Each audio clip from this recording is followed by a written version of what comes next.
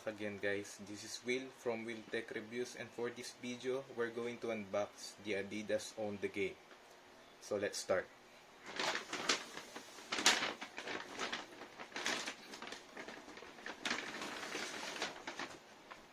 So ito na siya guys. Ito yung box niya. At bago natin umpisa ng unboxing, tignan muna natin kung anong tsura ng box. Nakalagay Adidas. Sa likod guys, ito.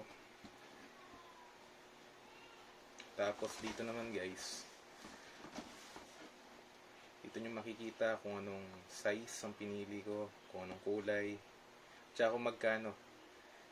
Nanditong price guys ay 3,300, pero nag-sale siya guys. Nabili ko lang siya ng 2,640 pesos lang. So napakamura nun. Kaya pag-usapan na natin guys kung bakit ko siya binili. So pagkabukas natin ng box, makikita agad natin siya guys. So ito na yung shoes.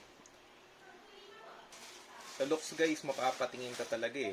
As in, sa itsura niya guys, maganda na siya. Napakaganda niya guys. Pang basketball o ano pa man, saan nyo siya gustong gamitin, pang basketball o casual wearing, palagi ko ito na yung perfect guys eh. Sa harapan guys, meron siyang logo Adidas. Sa gilid, andun yung design niya. Yung sole niya guys ay matigas. Pwede siya sa outdoor at makapit na makapit guys. May spike siya kanina nung tinry ko siya na gamitin sa tiles. Napakaganda. Yung materials niya guys, leather yung materials na nandito sa Own the Game. Napaka premium na mga ginamit na materials dito guys.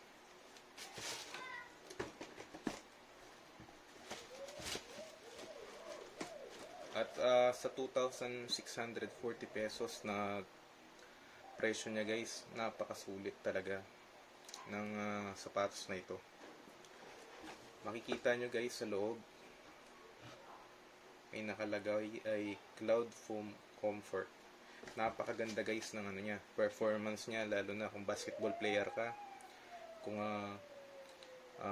yung paa mo napoprotektahan talaga, meron siyang napaka ganda ng support niya dito guys. So may ankle, yung ankle support niya napakaganda. Yung comfortability sa loob, kung malapad yung paa mo, okay na okay, walang magiging problema.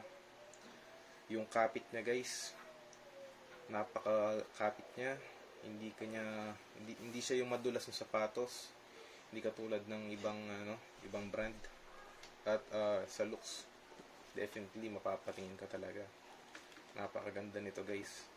So kinumpare ko siya kanina guys sa D-Rose 10, yung bagong labas ni Adidas ng signature shoe para kay Derrick Rose. So halos same sila guys. Design, comfortability, at pati ng mga materials na ginamit. Kasi sa D-Rose 10 ginamit din ang materials ay leather. So leather ito guys. At halos parehas lang talaga guys. So ang D-Rose 10 sa pagkakaalam ko nasa 5,300 pesos. Gagastos ka pa ba ng 5,300 pesos kung makukuha mo yung same performance katulad nitong Own the Game ng Adidas? So sa mga nagbabalak bumili nito guys, true to size siya. Kung size 10 ka, size 10 talaga yung sukat niya. At pwede siya sa malapad ng paa. Hindi ko lang siya may advise sa mga medyo yung kung gusto mo siyang gamitin sa mga point guard, I think hindi siya pwede. Kasi kung titignan nyo guys, flat na flat yung outsole niya. Hindi katulad ng may outsole curvature dito na makapit hanggang sa pag mag-crossover ka. So I think ito para lang siya sa mga forward and center. Kung forward ka, center ka, this is the best shoe for you. Kung point guard ka, pwede naman siguro, basta kung hindi ka naman gumagawa ng mga crossover, okay naman siguro ito guys, kasi napaka-flat ng outsole niya guys.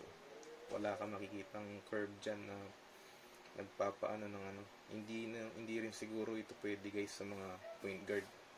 Sa mga center forward, pwede guys. Sulit na sulit yan for 2,640 pesos.